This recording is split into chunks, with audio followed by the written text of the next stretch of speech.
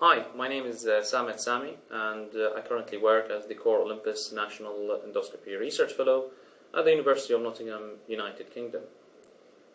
I'm going to talk to you briefly on behalf of my co-authors on some aspects of our study, which is now published in GI Endoscopy. This was a collaborative effort between Nottingham, Leeds and the Mayo Clinic, Rochester.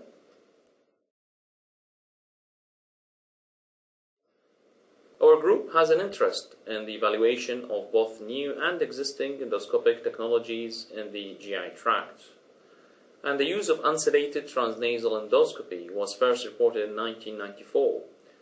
However, since then, advances in image technology over the last decade or so have addressed many of the limitations of the earlier models of ultrathin endoscopes.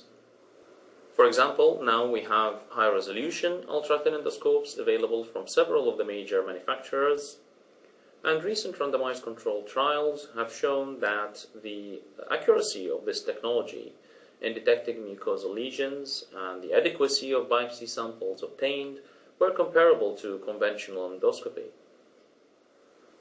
Moreover, we now have portable and disposable ultrathin endoscopes that has the potential for use in the community or the office-based settings.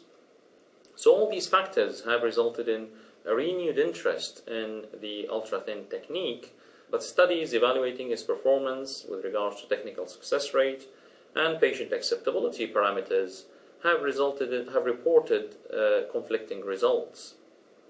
So therefore, conclusive data in this area remains lacking. In fact, the impact of unsedated ultrathin endoscopy on patient satisfaction was identified by the American Society for GI Endoscopy as one of the areas which require further research.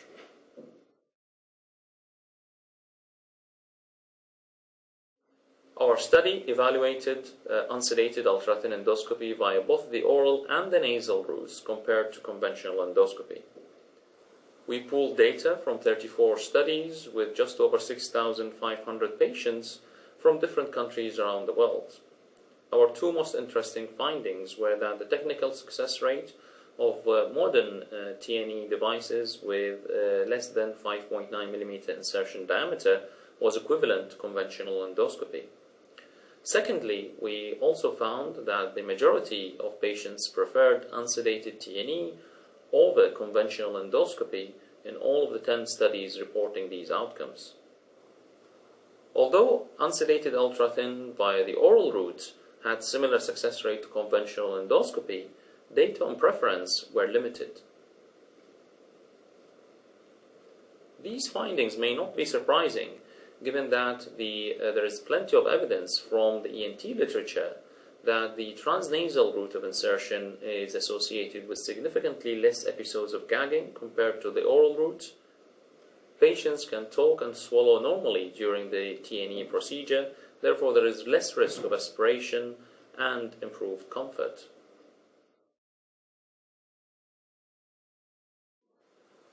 The demand for diagnostic conventional endoscopy continues to rise, and recent evidence shows that delayed access to this test can result in worse outcomes from cancer. It remains unknown whether the utilization of unsedated T&E in the office-based or even in mobile screening units in the community can be a cost-effective alternative to standard conventional endoscopy.